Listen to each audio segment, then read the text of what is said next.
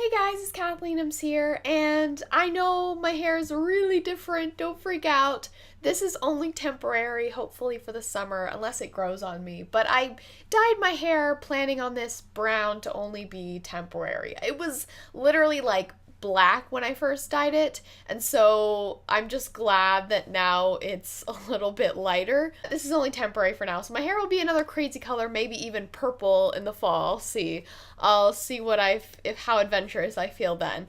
But yeah, so those of you who loved my red hair, I'm sorry. It's just gone for now, but it will be crazy again, don't worry. So one thing, I want to talk about some of the games that are coming out right now, and I of course want to talk about the Xbox reveal and what my thoughts were about that, because I had tons of people asking me what I thought about that reveal. So first of all, I want to talk about Batman Arkham Origins, because I had so many people ask me what I thought about this announcement. And I've been doing some reading on it and trying to keep updated on the latest news. And I, at first, was really disappointed that Rocksteady wasn't working on this, but I have heard some promising things about it. So here's what we know so far about Batman Arkham Origins. It is an origin story for Batman, so it's going to take place when Batman still isn't that well known, still hasn't established himself in Gotham, and hasn't quite earned the trust of people in Gotham yet. And in this story, the Black Mask, has placed a price on Batman's head, and a bunch of assassins are out to get Batman. So that's one of the challenges that Batman faces, but he's also trying to clean the streets of Gotham and make it a safer place. And there's also tons of other villains that will be introduced in side quests and whatnot, so we also have that going on. And I've heard that it will have that same condensed open world feel, so not too open world where you're just running around for hours and hours doing mindless things, but it still will hopefully feel story driven and open world at the same time. So there'll be familiar villains like Penguin, Black Mask, Deathstroke is going to be after Batman as well. So in the trailer, there was this epic fight between Batman and Deathstroke. So if you haven't checked out that trailer, go ahead and check it out. It looks awesome. So Warner Brothers Studios is the one that's in charge of this particular project. And they stated that they want to, of course, keep the gameplay that made the franchise popular, keep the original love for the comics that made the franchise so beloved to those of us who are in love with Batman. So they want to keep some of those things that made the original games special to us, but they also want to introduce more of a challenge, different enemies for us to face along the way in this game. So that looks really compelling, that they're going to add more of a challenge. Now, I'm still not completely sold about whether or not this game will live up to Arkham City and Arkham Asylum, because I love those games so much. And they have a lot to live up to with those games. And if they mess anything up gameplay wise or story wise, they're gonna have a lot of fans really angry. So, including me. I also need to mention real quick that Mark Hamill, as far as we know, is not going to be in this game at all. He's stated on several occasions that Arkham City was the last Joker that he plans on ever doing. He just decided that he was doing too much of the Joker and he just wants to take a break from doing this role. So I hope that eventually he'll change his mind, because for me, hearing anyone else but Mark Hamill do the Joker is really bizarre, because I grew up hearing his voice, and when I read the comics, I hear his voice. And so it'll be weird having anyone else be the Joker. But I'm certain that the Joker will have an appearance in this. I've heard that Troy Baker is going to play the Joker in this game. I don't know if that's just a rumor, but also Kevin Conroy is not playing Batman as far as we know. He have some type of role in this game, I've heard, but he's not playing Batman. So I know a lot of fans will also be really upset about that, because he's the voice of Batman for so many fans. I mean, he's played it in countless games and countless animated series, so it'll be a big shift to hear some different voice actors taking on these classic roles. So we'll just have to see how this turns out with different voice actors on board. Another game that I wanted to talk about was The Wolf Among Us. Now, this is by Telltale Games, the creators of the beloved The Walking Dead, the game. Now, I really loved The Walking Dead, the game. If you want to check out my Lee Everett analysis, I'll put a link in the description. I am a big fan of Walking Dead, the comics, the game, the TV series, and Telltale Games did a fantastic job of making a game that felt as though it was an interactive comic. So they decided for their next game to take inspiration from another really beloved comic, another comic that has a really big fan base. Here we go, and that is Fable.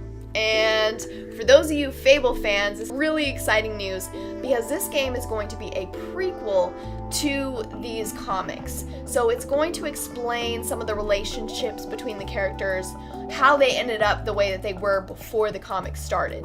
So that's going to be really interesting for those of you who have read Fable, but for those of you who haven't read Fable, you'll be able to enter in and play this game and not feel completely lost because you can learn these characters and learn to love them. So the world of Fable is basically like fairy tale characters are forced into a real world, in our world, and they're forced to try to hide their identities, hide their powers, so that they don't get discovered that they are fables.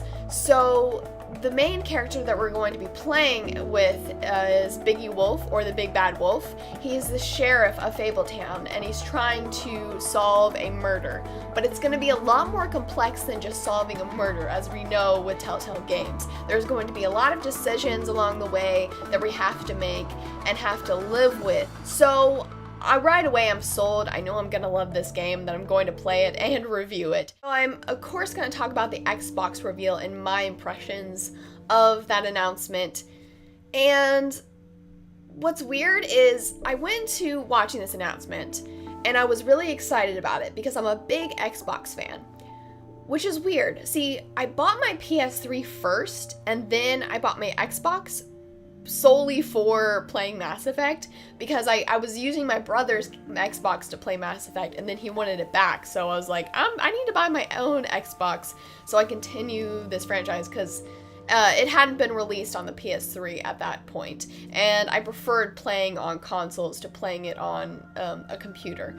So I bought my Xbox pretty much for Mass Effect and got so used to the controls, got so used to the mechanics that I decided to, I basically fell in love with Xbox and pretty much play most of the games that I play on Xbox unless it's a PS3 exclusive.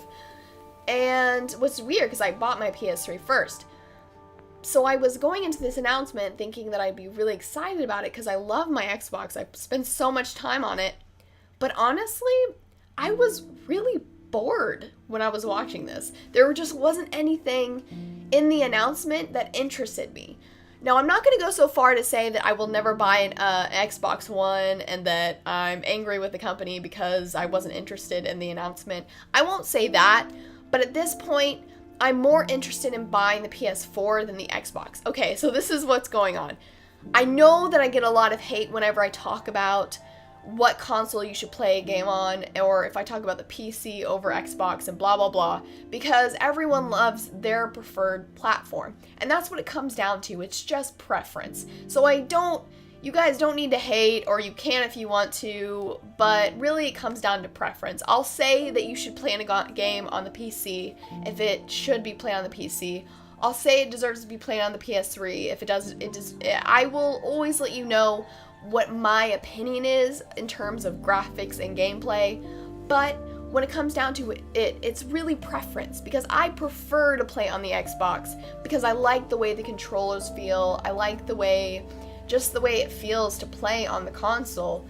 And I've been looking at, all the news about the PS4 and the Xbox, and right now, in terms of games that are coming out for both consoles, the only games that I'm really interested in playing are the PS4 exclusives. Some of the games that are coming out that I have been really excited about, and so I know that I'll probably buy the PS4 first just to play those exclusives because the graphics look amazing and it seems like it's really going to be worth it. But the Xbox, all they talked about in that announcement was EA Sports, which I have no interest in whatsoever, and they talked a little bit about Halo, but not very in-depth at all, didn't show any gameplay, and then they talked about Call of Duty. That was like the big announcement, it was mostly about Call of Duty, and which is a smart move on their part because Call of Duty makes a lot of money. It's one of the most sold games out there. I mean, it is the most sold game out there, and it makes a lot of money, so that was probably a very good move on their part. And they announced that Call of Duty is going to be released, or Call of Duty Ghost, I think it's called. Anyways, the new Call of Duty game is going to be released first on the Xbox. Now, I really want to know what you Call of Duty fans think about this. I mean, did this piss you off? Did this make you excited? I always hate when there's exclusives because I prefer to just pick which console I want to play on. But you know, I know that this is a good move on Xbox's part because there will literally I have friends, girls and guys I know that will buy the Xbox just to get Call of Duty first. I mean, they're that into Call of Duty.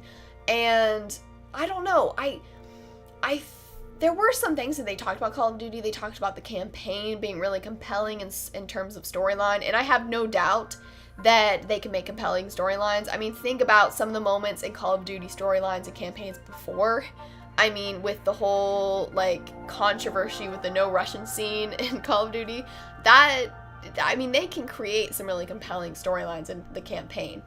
But in terms of graphics, I wasn't really that impressed. It just seemed like PS4 had some really amazing graphics compared to the Xbox, which doesn't surprise me that much. PS3 was way ahead of Xbox in terms of graphics as well. So, I mean, they kept pushing like, oh, look at these dogs that we made. Look at all these, like, people, and look how awesome the graphics are. And I was just like, this doesn't look that amazing. And no, I'm not hating on Call of Duty at all. Like, Call of Duty is awesome. I'm not a huge fan of Call of Duty, but I know better than to diss the game because it has such an insane fan base. But I just felt like, I don't know. I want to know, what did you Call of Duty fans think about it? Were you disappointed in that announcement, or were you just like, whatever, I'm gonna buy it anyways because it's Call of Duty? Like, what was your reaction to that? Like, I wasn't seriously disappointed in the announcement, but there just wasn't anything that I was interested in. And so I just sat there kind of bored the whole time. So I'm not saying that I'm not going to buy the Xbox. I do plan on buying the PS4 first because there's so many more games I'm interested in that are being released on PS4.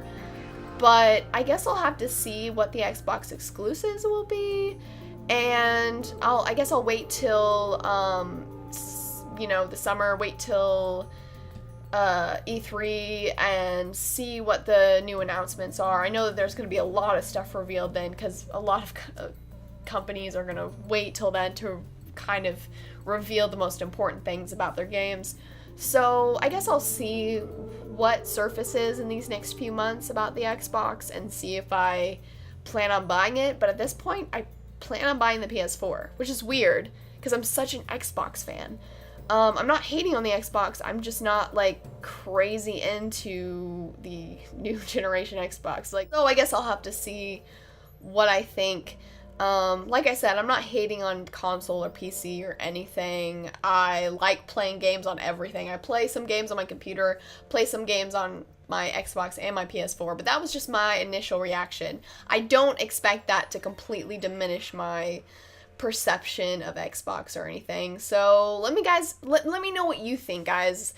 I want to know, were you impressed by it? Did you like the announcement? I really want to know about what you Call of Duty fans thought about it because I thought that was the major grab for that announcement, and I want to know what you guys thought of it.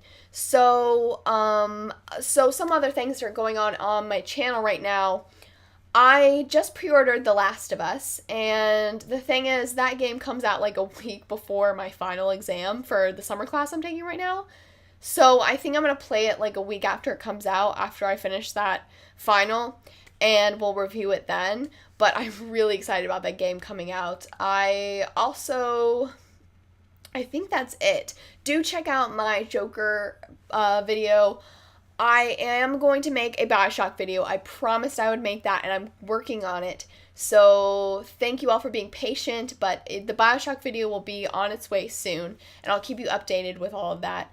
If you want to keep updated with me, of course, follow me on Twitter so you can give me any recommendations for new videos or whatnot. I always love talking with you guys on Twitter. Thank you so much for watching. Remember to comment, like, and subscribe, and I should go. So I asked you all what you thought about the Call of Duty announcement on Twitter, and apparently not a single frack was given.